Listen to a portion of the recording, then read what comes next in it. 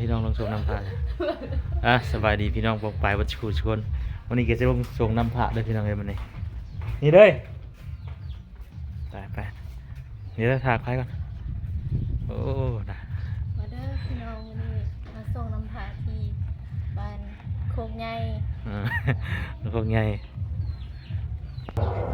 ประกาศเลย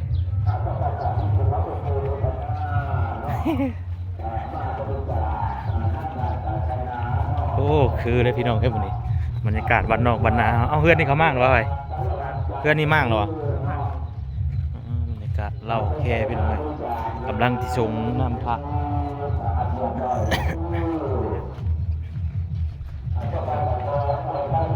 คิดเลยวะ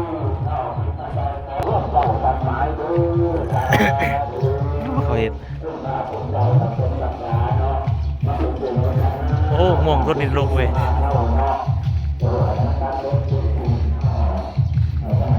ปีหน้ามาเลยดูเบิ่งคนที่ชงน้ำพา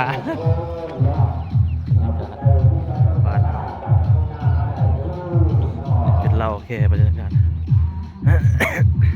เป็นยังมีอะไรลูกเหรอใคร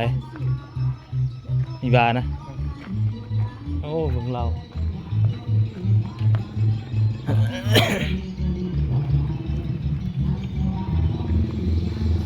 ไปไม่ใช่ได้รถไม่ง่ายเลย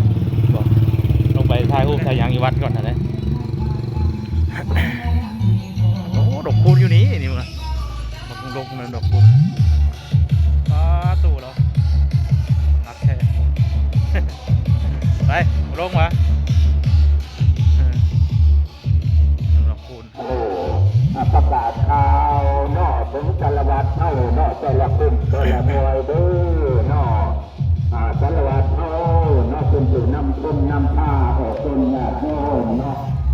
สาวหลวงกระบางพาดูสาวหลวงกระบางมาวัดมาว่ามันมาเป็นนอกเป็นกาลูนอกตาที่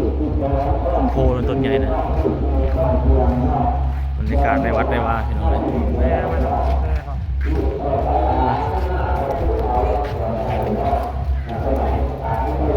โอเคเอาลงมาเนาะ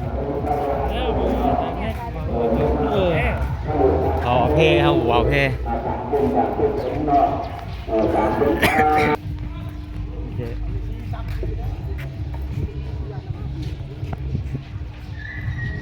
ต่อไปจะเมนโปร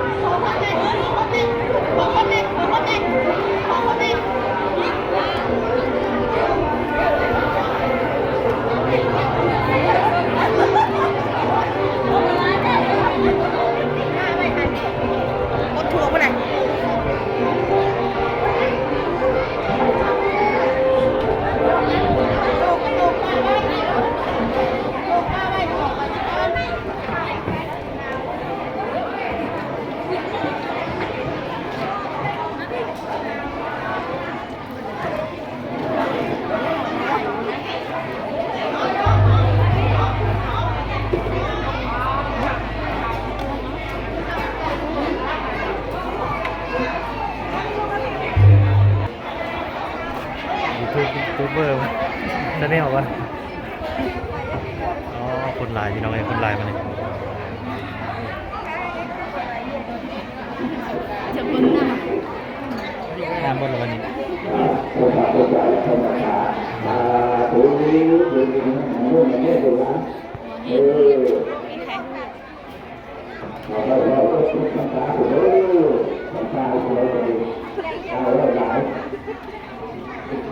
ก็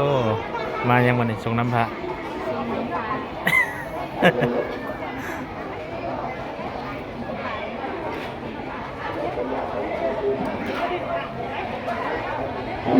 คนลายเด้อคนลายพี่น้องแล้ว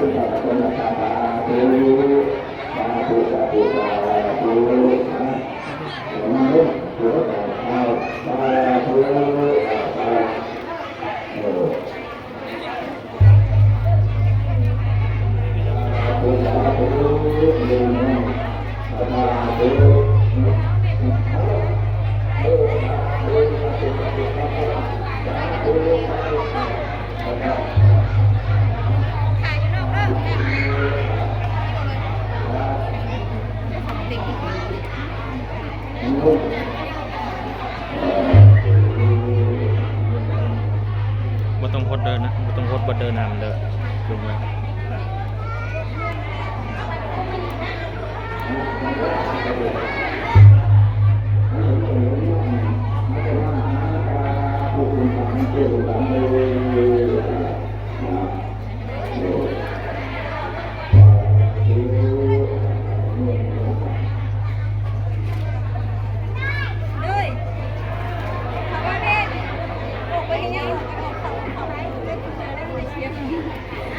ยืนอยู่พันน่ะยืนอยู่พันเลยแล้วไปชิมเอาเริ่มยืนอยู่บนนั้นน่ะมาปิดได้นะอันก็เลยนะ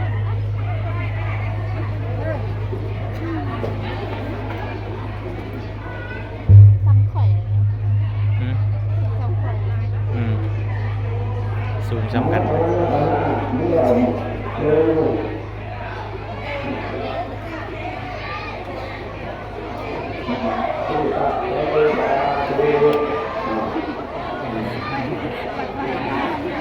่ก็ยังเป็นเดียวเลยลายอย่างนี้ คนย้ายในคนลายคนอื่นบ่ ลายมันเยอะ เออ ลายมันคนใหญ่กันมันชิงกันกัน ใส่ไหมใส่ไหมปีนเมย์ใส่ปีนที่แล้วก็ได้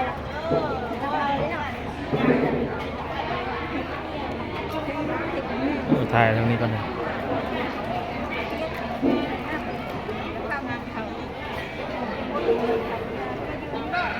เสนอ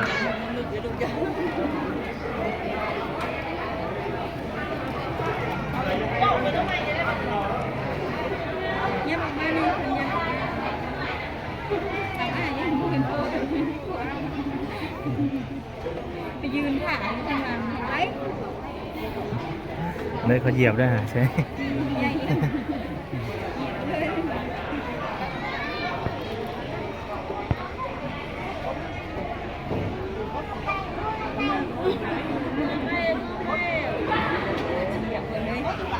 ดอกคูณเอาไว้ได้ดอกคูณนั้นไว้เอาบ่เอาเข้าหันไหมมันยังสิไปส่งน้ำปลาอยู่ป้าเลย